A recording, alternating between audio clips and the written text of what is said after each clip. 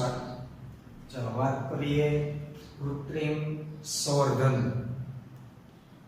આગળ જે આપણે પરાગરજ સ્ત્રીકેસર આંતરક્રિયાઓથી એવું સમજી લીધું કે પરાગનયન જો સંગત પ્રકારનું હશે તો પરાગરજનું અંકુરણ થઈ પરાગનલિકાની વૃદ્ધિ થશે, જે અંડક સુધી પહોંચશે અને ફલન તેમજ પશ્ચફલન ઘટનાઓ છે એ વિકસતી હોય છે. તો એ બધી કુદરતી વાતો હતી. હવે મનુષ્ય છે એ ઈચ્છિત જાતો પ્રાપ્ત કરવા માટે, એટલે કે પોતાને જે મુજબના ફળો જોઈએ છે, જે મુજબના બીજ જોઈએ છે, આવા ઈચ્છિત લક્ષણો ધરાવતા બીજ ફળ નિર્માણ કરવા માટે કૃત્રિમ સંવર્ધનના પ્રયોગો કરતો હોય છે. સામાન્ય રીતે કૃત્રિમ સંવર્ધનના જે પ્રકારો છે, કલમ કરવી, દાબ કલમ, જે આપણે બધા જાણતા હોઈએ છીએ અને ક્યાંક ને ક્યાંક આપણે પણ એવું કરેલું હોય છે. આપણે કોઈની ઘરે બેસવા ગયા હોય તો ત્યાં આપણે કોઈ સારી એવી વેલ જોઈ હોય, કોઈ છોડ જોયો હોય, તો એમાંથી આપણે નાનકડી એવી ડાળ અથવા પ્રકારનો ભાગ કાપી અને આપણી ઘરે લઈ આવતા હોઈએ છીએ અને પછી આપણે એમને યોગ્ય જગ્યાએ વાવી દેતા હોઈએ છીએ. તો આ એક પ્રકારની કૃત્રિમ સંવર્ધન પદ્ધતિ જ થઈ, કલમ કરવી. એ જ રીતે દાબ કલમની ક્રિયાઓ, તો એ બધું આપણે જાણીએ છીએ. તો જે મુખ્ય કૃત્રિમ સંવર્ધનનો જે હેતુ છે એ ભિન્ન જાતિઓ અને ક્યારેક પ્રજાતિઓ વચ્ચે સંકરણ દ્વારા ઇચ્છિત લક્ષણોનો સમન્વય કરી વ્યાપારિક ધોરણે ઉચ્ચ જાત મેળવવામાં આવતી હોય છે.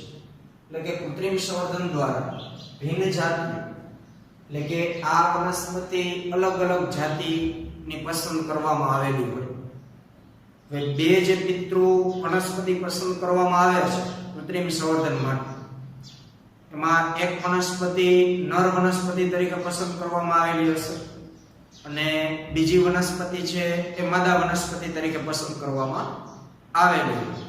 તો આ નર અને માદા બંને વનસ્પતિ સારા લક્ષણો ધરાવતી હશે એવી જ પસંદ કરવામાં આવેલી હશે, કે જે આપણે આગળની પેઢીમાં લક્ષણો જોઈએ આવા લક્ષણો આ પિતૃ વનસ્પતિની અંદર હશે, ત્યારે જ આપણે એને પસંદ કરી હશે. તો પછી એક જ જાતિની હોઈ શકે, પરંતુ જો એ એક જ જાતિની હશે તો શ્રેષ્ઠ નર હશે અને શ્રેષ્ઠ માદા હશે.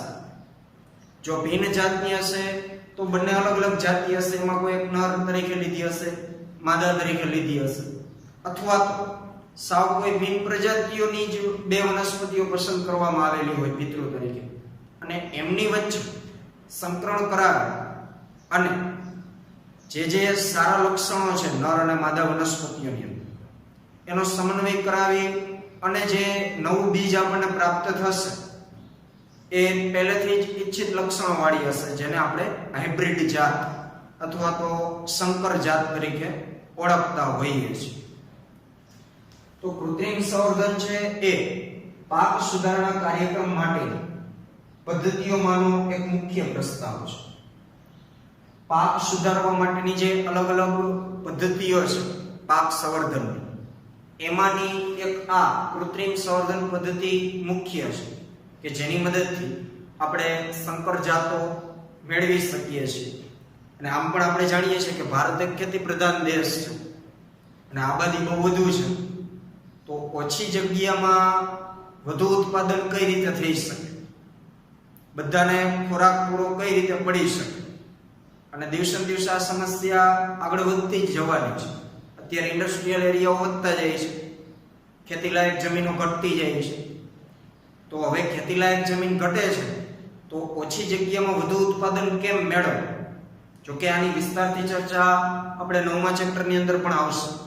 એ આ બધી ક્રિયાઓ સમજાવતું આખું ચેપ્ટર છે કૃત્રિમ સંવર્ધનને ધ્યાનમાં રાખીને, એટલે એમાં પણ તમારી વિસ્તારથી સમજવાનું થશે ખેતી ઉત્પાદનને ધ્યાનમાં રાખીને. તો હવે પાક સુધારો કરવા માટે કૃત્રિમ સંવર્ધન એક મહત્વનું પગલું ગણી શકાય. આ પ્રકારના સંવર્ધિત પ્રયોગોમાં તે ચોક્કસપણે અગત્યનું છે કે પરાગનયન માટે માત્ર ઈચ્છિત પરાગરજનો ઉપયોગ થાય અને પરાગાસનને અસંગત પરાગરજથી લક્ષિત કરવામાં આવે. હવે જ્યારે આપણે કૃત્રિમ સંવર્ધન કરતા તો જે નર વનસ્પતિ આપણે પસંદ કરેલ છે, જે માદા વનસ્પતિ આપણે પસંદ કરેલ છે, તો હવે માદા વનસ્પતિના પરાગાસન ઉપર આપણે પસંદ કરેલ નર વનસ્પતિની જ પરાગરજ સ્થાપિત થાય એ જરૂરી છે. જો માદા વનસ્પતિ આપણે પસંદ કરેલ છે એના પરાગાસન ઉપર કોઈ બિન ઈચ્છિત પરાગરજ જો આવી જશે તો પછી આપણો હેતુ છે સિદ્ધ થતો નથી. એટલે ફરજિયાત મહત્વનું છે કે આપણે જે પરાગાસનનો ઉપયોગ કરીશું એ પરાગાસન ઉપર આપણે ઈચ્છતા હોઈએ એવા લક્ષણવાળી જ પરાગરજ સ્થાપિત થાય એ બહુ મહત્વનું છે. તો જ આપણને જે કંઈ આગળ સંતતિ પ્રાપ્ત થવાની છે એ આપણા ઈચ્છિત લક્ષણો અનુસાર હશે. તો આ ઘટનાને ધ્યાનમાં રાખી કૃત્રિમ સંવર્ધન કે જે વ્યંધીકરણ અને કોથળી ચટાવવા જેવી પદ્ધતિ દ્વારા મેળવી શકાય છે. એટલે કે આપણે પરાગરજને અન્ય પરાગાસન ઉપર સ્થાપિત થતા અટકાવી શકીએ અથવા તો પરાગાસન ઉપર અન્ય પરાગરજને સ્થાપિત થતા અટકાવી શકીએ. તો એના માટે આપણે કઈ પદ્ધતિઓ વિચારી શકીએ? તો બે પદ્ધતિ છે, વ્યંધીકરણ અને કોથળી ચટાવ. તો એમાં પહેલા આપણે વાત કરીએ વ્યંધીકરણ. આ વ્યંધીકરણને ઇંગ્લિશમાં ઇમેસ્ક્યુલેશન તરીકે ઓળખવામાં આવે.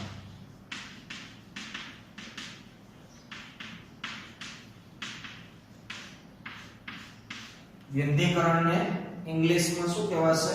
ઇમેસ્ક્યુલેશન. તો આ વ્યંધીકરણની પ્રક્રિયા શું છે એ આપણે જોઈએ.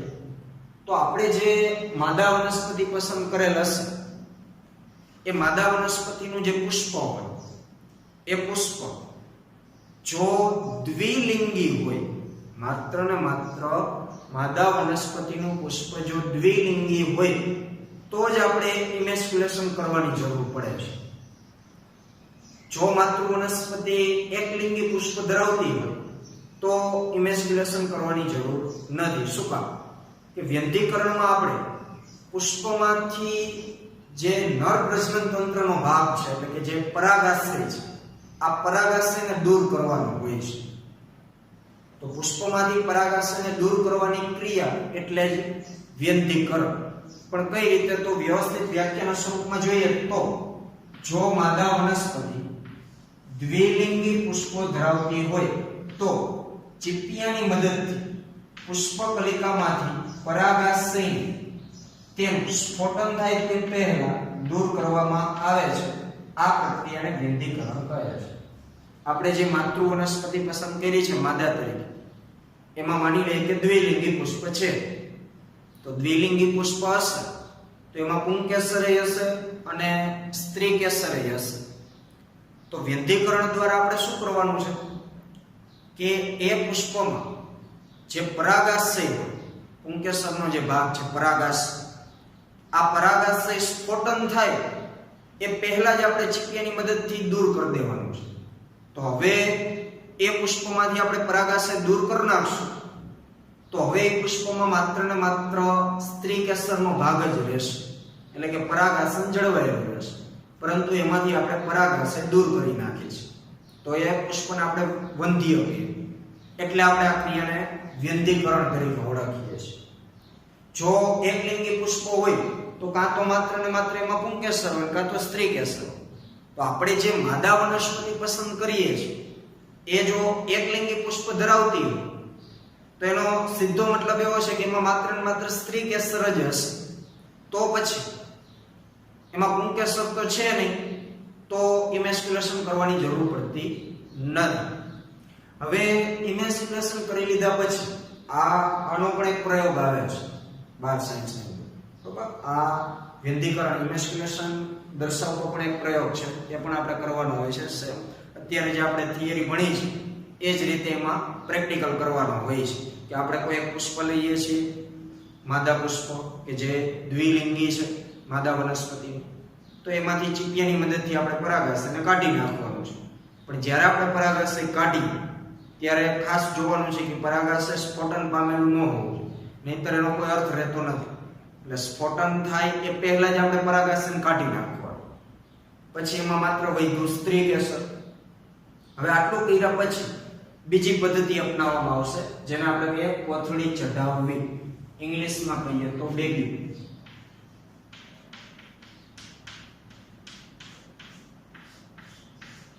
બેગિંગ એટલે કોથળી ચઢાવવી. તો જે પુષ્પનું આપણે ઇમેસ્ક્યુલેશન કરેલ છે, આ પુષ્પમાં હવે માત્ર ને માત્ર સ્ત્રી કેસર જ છે. આપણે પુષ્પ આખું વનસ્પતિમાંથી દૂર નથી કરતા. વનસ્પતિ તો એમનેમ જ રાખી છે, પુષ્પ એમાં જોડાયેલું જ રહેશે, કુદરતી જેમ છે એમ જ.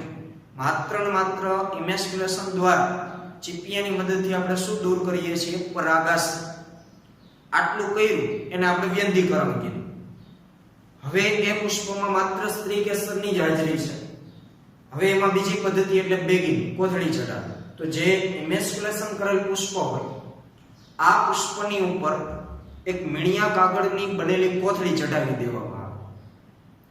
એ કોથળી એટલા માટે ચઢાવવામાં આવશે કે જેથી કરીને બહારની કોઈ પરાગરજ આ પરાગાસન ઉપર સ્થાપિત ન થાય. કારણ કે આપણે ઈચ્છિત લક્ષણોવાળી જાત મેળવવાની છે અને આપણે કોઈ એક નર વનસ્પતિ એ પસંદ કરેલ છે જેની પરાગરજનો આપણે ઉપયોગ કરવાનો છે પરાગયન માટે.